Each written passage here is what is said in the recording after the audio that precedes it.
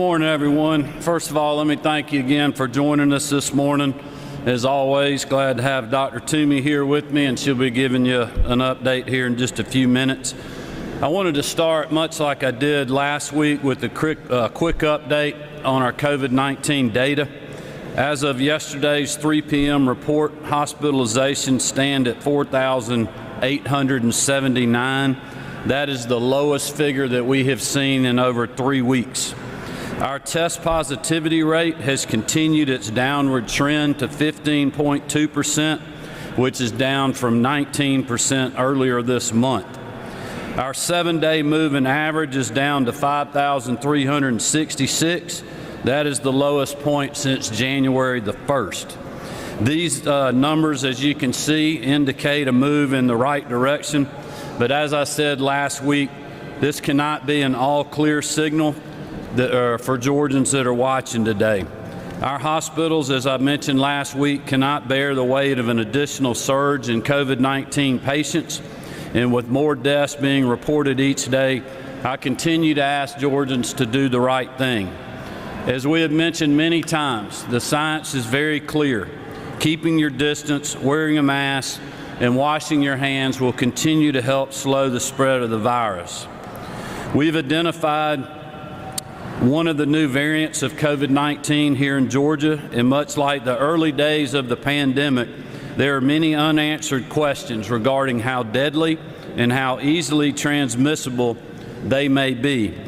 We cannot take the improving numbers that we're seeing for granted. On vaccines, we are continuing to make significant and measured progress. From January 11th to January 18th, we reported over 216,000 vaccinations administered. In the week since, we have reported over 250,000 doses, 251,956 as of 6 o'clock yesterday. Given that Georgia is only allocated 120,000 doses per week, this shows that providers continue to catch up their reporting of vaccinations to the state. As of yesterday, CVS and Walgreens have completed their vaccine program in 99.5% of Georgia's skilled nursing facilities, and the state has started to transition the 40,000 doses previously reserved for CVS and Walgreens into the general allotment sent to providers and public health clinics. This will begin to redeploy supply and hopefully increase availability of appointments somewhat to Georgians that are currently in the 1A plus population, which includes healthcare workers, first responders, and our seniors. We have not yet been informed by the Biden administration that we will receive any increase in our allotment above the 120,000 that we're currently getting, and we do not expect that to change, certainly for the next few weeks. That being said, our goal continues to be twofold. One, to utilize our current allotment as quickly and safely as possible. Two, plan for the increased supply whenever that day may come. Dr. Toomey and our entire team continue to explore ways that we can maximize our efforts to quickly put more shots in arms, and I think the data reporting to the state shows we are making headway there. And just as importantly, we are working around the clock to plan for the next phase of the vaccine distribution. This includes further expanding the categories of professionals who can administer the vaccine through executive orders to include dentists, pharmacists, and EMTs, while we also recently reduced the requirements on licensed practical nurses, medical assistants, and physician's assistants to streamline the administering of vaccines. I want to close with a few points on current eligibility and the criteria for the A1 plus population.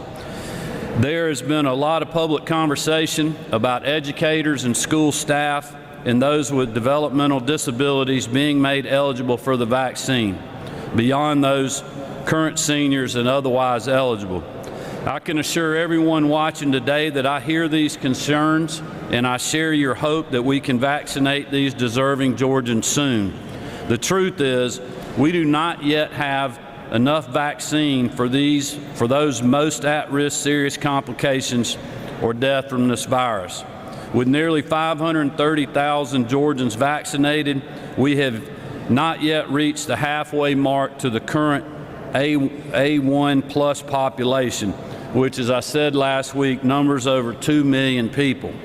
With limited supply and no indication when we will begin receiving an increased weekly allotment in the coming days, Dr. Toomey and I are committed to vaccinating as many of the current A1 plus population as quickly as we can.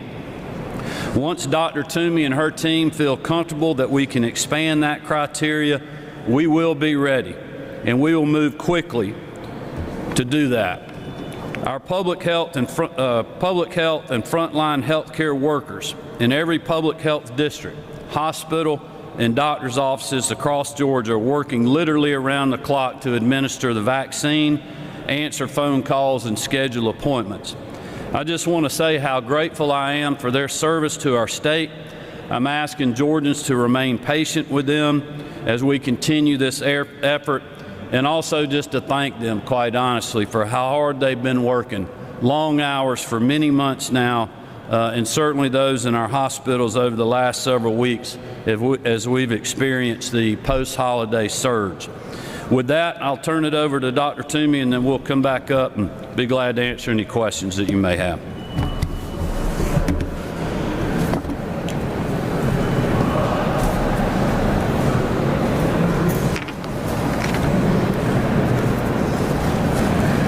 Thank you, Governor, and good to see you all today.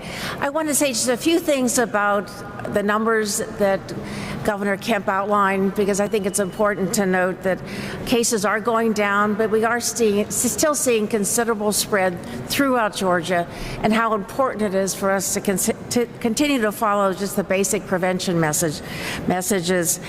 It's just since the pandemic began, we have documented 4,500 total COVID-19 outbreaks. And to put that into some perspective, that means about 127 outbreaks per week for the last 12 weeks. And in past years, we normally documented about 127 total outbreaks for all diseases statewide. So I think that shows you and demonstrates the magnitude of what this has been, not just for the public and for policymakers to deal with, but also for the public health response team, because this has been an extraordinarily heavy lift. We still see nursing homes being the top site for our outbreaks, and I think again reiterates why we chose the older adults in and out of long-term care facilities as our top priority for vaccination, as well as healthcare workers who care for them in long-term care facilities and hospitals. Talking about vaccinations and moving on to where we are, because I know there's a lot of questions that you must have. We have, as of this morning, the very latest data I got just a few minutes ago, administered 713,923 doses. And that's 268,000 doses in the last 7 days. That's a great increase over what we've been doing before, and represents about almost 60% of the use of our total allocation. But I want to remind everyone that our allocation really is not very large for a state of our size, with a population of 11 million, and our allocation is based on total population, but there's very little vaccine. I was on a call with CDC and the new administration over the weekend, and was told that it may be as late as April before the vaccine will be ramped up to the point that we'll get more doses. We're hoping it will be sooner. We certainly will use it as soon as it's ready. We may have a new vaccine available through Johnson & Johnson even before that. But what we have done is prepared for this. The executive orders allows a much broader range of providers to be able to give vaccines in many different locations, and that including school nurses. In my discussions with the school superintendents, I emphasize that school nurses will be able to deliver vaccine, both to staff and others eligible in the schools. And so we are ready. We can do all these things ahead of time, so there won't be any bureaucratic hurdles when we open up to that broader category of individuals. I know we continue to get questions about who we're vaccinating. We're trying to focus on in-state individuals and those out of state who may be working here, who may have homes here for the winter or the summer. We are working on mass vaccination sites. Again, all this is dependent on the availability of vaccines. And I also wanted to point out, because I know this is confusing, that CDC has changed their guidance.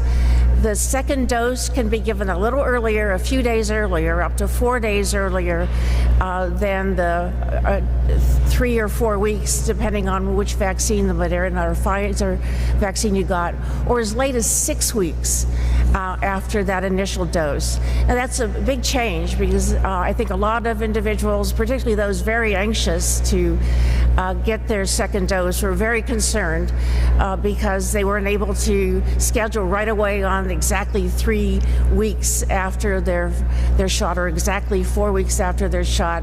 I have tried to reassure them, as I have talked to many people myself personally over the weekend, that there is that guidance now that kind of loosens that necessity to ensure just an exact date, but rather you can safely delay a few days and even as long as 6 weeks.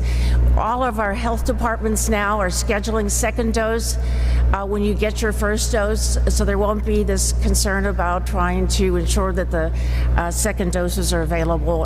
And so I do want to reassure the public, we've heard you. I know there's been a lot of frustration in trying to ensure that individuals get in for their second dose, and all the health departments have told me that they have posted how to get their second dose, or actually reaching out themselves to call people or email them to let them know about the availability and to get them scheduled.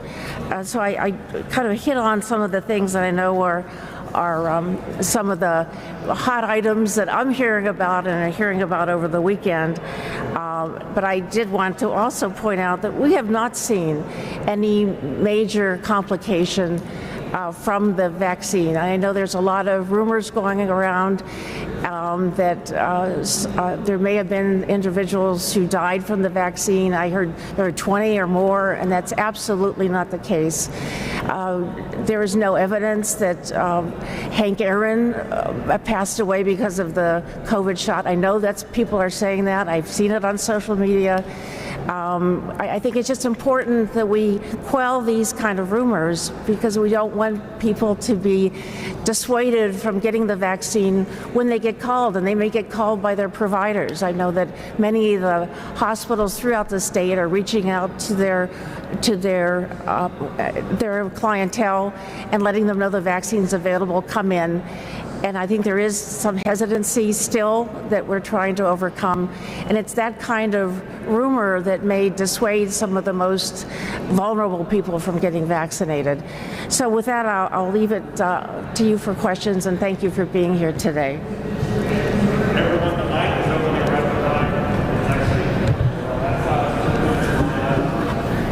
Hi, Governor. I have 2 questions. First of all, you said that 99.5% of the state's long-term care, senior care facilities have been visited by vaccine teams. What percent of those patients, and separately, what percent of those workers? I'm sorry, I can't hear you. What percent of workers at those long-term care facilities have, what percent of uptake do you have? What percent have accepted the vaccine? I don't have a number on that. Perhaps Dr. Toomey does. Early on, the number of folks working in these long-term care facilities, we had 70% of those individuals that were not taking the vaccine. Is that fair to say? That's still being consistent. We saw numbers as high as 50% or so in hospitals of the folks working there that did not take the vaccine. I think they should get it, but that was one reason that we expanded the criteria to go to 1A+ for 65 and older. well before the CDC recommended that, because Operation Warp Speed, I think to their credit, sent the number of doses to these facilities thinking that that percentage would be higher when it was not. It created that situation that we talked about, a couple of weeks ago, where we had oversupply in certain parts of the state, still didn't have enough supply for healthcare workers, long-term care facilities in metropolitan areas of the state, which is why we expanded the criteria, so we did not have vaccines sitting in freezers. But that's the number that we're still dealing with. But that being said, we've moved on from that. Those folks are still eligible. I would encourage them to get the vaccine. As Dr. Toomey said, it is safe, it is reliable, it is effective. They should get it. But if they're not going to take it, we're going to move that allotment that was going to CVS and Walgreens, put it in the general population to continue moving the needle on the 1A plus criteria population. And to what you just said, a follow-up for either you or Dr. Toomey, during that period when you had a lack of uptake and maybe even continuing, has any vaccine been lost to spoilage in Georgia that arrived here usable?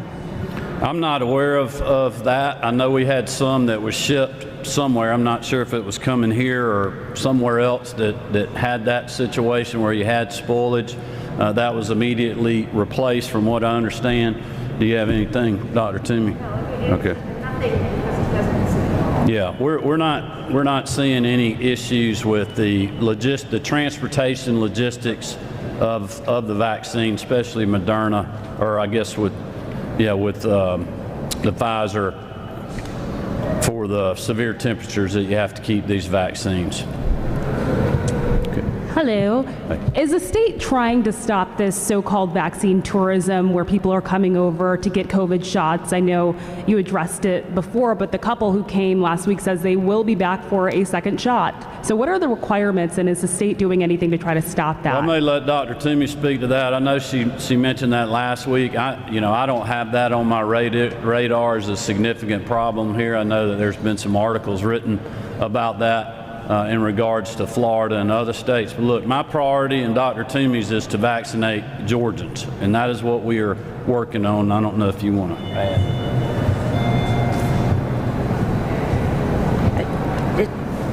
I think it's important that everybody know we're not going to be checking driver's licenses or, we're not going to police this process. Does that mean that somebody may slip in from out of state? Possibly, but I think it's so irresponsible and selfish for them to do what they did from Alabama. I would think that people would hesitate to do that. And we have a great need here. But we do have individuals who legitimately work here, but live in Tennessee, live in South Carolina, live in Alabama, and they could be vaccinated here either through a clinic or through their work site, and that's a very legitimate thing, even as our own citizens may be going into other states to work and get vaccinated as well. And I think that that's important, that we don't want to be policemen. We want to encourage and as much vaccination as we can. But we have reinforced with the providers that our top priority is always going to be our own residents here in Georgia, starting with that highest risk population. But even in referring to your a prior question, if you open up a box of Moderna, the 10 doses, and somebody doesn't show up, or someone decides, hey, I'm going to wait on that vaccine, we're not going to waste that vaccine. And we may end up giving that vaccine to somebody out of turn, but we're not going to waste that vaccine. And I think that was the question being asked. I just want to reassure you, we recognize how precious this is. We may end up doing a staff person who isn't over 65, but to use that vaccine rather than let it go to waste if there's some hesitancy. Governor, can you talk about working with the Biden administration now, the transition? How has it been, better, worse, different, and how cooperative they have been in trying to get the doses here? Well, I know I haven't had any communication with them. I know my staff has with folks that are in their kind of government affairs office. Dr. Toomey mentioned talking to her counterparts that we'll be working with. I know there's been a lot of discussions in the plans about potential operations that FEMA and other folks may do, and obviously General Cardin has been communicating with the Joint Chiefs and the National Guard Bureau on the deployment of hard-working Georgia soldiers that went to Washington, D.C. So we'll continue to do that. I'm currently trying to give them a little bit of leeway to get their feet on the ground. From everything we've learned, we know nothing's going to change much with our supply here over the next couple of weeks. So we're going to continue to push very hard to get every vaccine we got out and continue working on second doses, and then we'll get further communication on that. But our team has been in communication with them just like we were with the Trump administration, and I think that will continue. Certainly we want to work with them. Once we get details on the plans, I'll better have an idea of whether I think they're good plans or bad plans. But until we know, we're going to keep moving forward. Like at some point, whenever it is that they tell us that we get more supply, we are going to be ready to deal with it from the state perspective. If there's some sort of federal plan out there that would circumvent that, or something that they want to do different from what the states are doing, I'm sure we'll have opportunities to communicate with them. But my goal is to make sure that we are ready when that day comes and not rely on the federal government for that. We've certainly gotten a lot of resources in the Trump administration. I know they're working on that as well in the Biden administration, so we'll continue to work with them on those efforts, to work with our congressional delegation and continue to move the needle on getting vaccines done so we can return to normal here in our great state. Good morning. More. Folks in Georgia still can't look at a state website and see in what counties vaccines are being delivered and what the demographics are of the folks getting the vaccines. I know the state has talked about upgrading its information technology. Is there any urgency to getting that fixed sooner rather than later? Well, there's definitely urgency in everything that we're doing, including, scheduling, website communications, but I also would urge people caution that just to move off of a platform, even though it may be antiquated, is currently working, to something that we're not positive about, and doing that prematurely could be disastrous. And we're just not going to do that. We have a lot of good people that are looking at that right now. As I mentioned in my remarks, Dr. Toomey and our team are literally working 24/7 for how we can ramp up further. We can't really ramp up too much further right now from where we are because we don't have an additional supply of the vaccine. But we are planning for that day like it's going to be 2 weeks from now. We know it's probably not going to be in 2 weeks. It's going to be much further out than that, but we just don't know when that date is. So we're going to continue to do everything possible to make it easy for Georgians to be able to schedule an appointment and get to that appointment. But listen, I'm going to be honest with people. We know that there's been issues. I mean, we've had county websites or county public health sites that have gone down. We've had call centers that have been inundated at the county level, and we tried to be very transparent and let people know we felt like with these issues would come, just like it did with testing and other things. And we're going to continue to learn from those, fix them, move on, and make it better. But a good example is Publix opened up availability this morning based on what they're getting here in a few days, and those appointments for one whole week sold out in 45 minutes. I mean, it was more demand than you would see for a Georgia-Alabama SEC championship football game. And that is what we're dealing with, and we're going to keep dealing with that, because I don't believe until Johnson & Johnson comes on board and we get many months out that we're ever going to get to a point where we have more supply than we have demand. Our job is to make sure that we're continuing to make progress, but also letting the public know where we are. And that's why we've been doing these press conferences, and we'll continue to do that. This is a question for the governor and for Commissioner Toomey. A House subcommittee this morning proposed a number of $1 million to replace or modernize the grid system, as well as to hire some new top managers for the Department of Public Health. Can you talk about how you might use that money? Yeah, I haven't heard that. I don't know if Dr. Toomey wants to speak to that or not. I'll say this, that we have had unprecedented cooperation with the legislature since the elongated session ended in June. We've had great discussions with Chairman England, Chairman Tillery, with the Speaker, Lieutenant Governor, leadership in the House and Senate about what our budget looks like, about how we move forward. But this is all part of the process. Every year the legislature, per their constitutional duty, has their input that they want to make on the budget. We stand ready as the executive branch to work with them to make sure if they are appropriating money for things like that, that it makes good sense to do that, that it's something that we're capable of doing, and that also that the timing is right. I think a lot of people want us to do a lot of things right now. We've got to make sure that we stay focused on the #1 mission that we have. And for me, and I don't want to speak for Dr. Toomey, but for me, that is making sure that we're getting people vaccinated, that we have enough hospital beds in our state for anyone who needs one, regardless of whether it's COVID or not, and that we continue to stop the spread of this virus so we can get back to a full, open, normal economy and quality of life here in the state of Georgia. Do you want to add anything to that, Dr. Toomey? Okay. Hi, and a question for either Governor Kemp or Professor Toomey. So as you are doling out, we get an allocation, you all decide who gets how much vaccine out of the requisitions that those, either the health department or the institution has put in.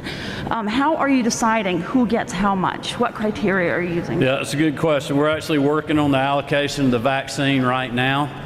Obviously, early on, no fault of our own, when we had a lot of doses going to parts of the state where the demand for unknown reasons, quite honestly, wasn't what some in the federal administration thought at the time. And I sincerely believe they were making a really good decision there. It just turned out 70% of the people in these long-term care facilities and skilled nursing facilities were not taking the vaccine. I believe we're over that hump now. The vaccine is going where it needs to go. I have lots of people that are saying we can do more if we have the doses. These are county governments, health departments, other providers like our private sector folks, our local pharmacies, large chain pharmacies, and other folks.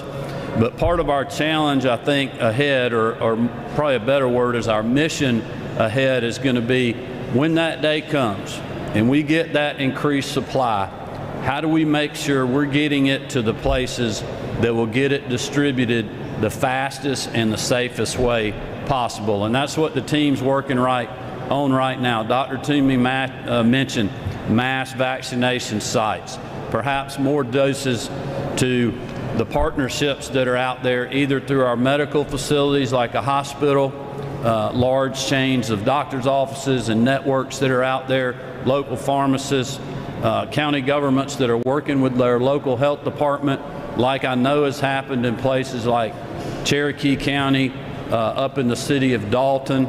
You know, Fulton County was communicating with us recently that they're ready to go. So there's a lot of people that are really working hard together that are doing great work out there. They could do more if they had more vaccine. But we've also got to focus on some of these counties that maybe don't have the bandwidth and figure out how do we help them move the needle if their county government doesn't have the resources or the willingness to work with them. And that's what we're working on as well. I've said many times, we will use every available state resource that we have to get this vaccine out and to help those that are on the ground in public health and other places be able to administer that, including the private sector. But the fact remains, right now, we do not have the supply of the vaccine to do that, but we're planning for that day when it gets here. Governor, representative in the House was removed from the floor today for refusing to be tested like all lawmakers are supposed to do. Do you have any reaction to that? Do you think that sends a negative message for him to not be tested like everybody's, or do you think that Georgia's leaders should have some autonomy in whether they want to do Well, things I don't about it? really know a whole lot about that. I know that Speaker Ralston and the House leadership has worked with their members and worked with Dr. Toomey's team to set up protocols for how we could keep this building safe during this session, so we didn't have to go into a suspension, so we could get the people's work done, which is very important, especially with some of the issues that we're dealing with the budget and other things. I know that Lieutenant Governor, President Pro Tem Miller, Leader Dugan, and others have worked with Dr. Toomey on the protocols in the Senate. That is how this building works. They're the legislative branch. They govern their policies and how they run their business on the floor. I will tell you that the executive branch, in coordination with Dr. Toomey, we have a testing program for our office. We're testing every Monday. The First Lady and I both took our test Monday morning when we got here. Obviously, we got good results from that. So we're making sure that we're following the protocols. I think it's incumbent on everyone in the building, whether you're a legislator, whether you're working in the executive branch, member of the media, the general public, we all need to follow the guidance and best practices to keep you safe, but also to keep others safe from you if you happen to be infected and you're asymptomatic and for some reason that hasn't been caught. But that's really about all I would have to say in regards to that. Thank you all for being here.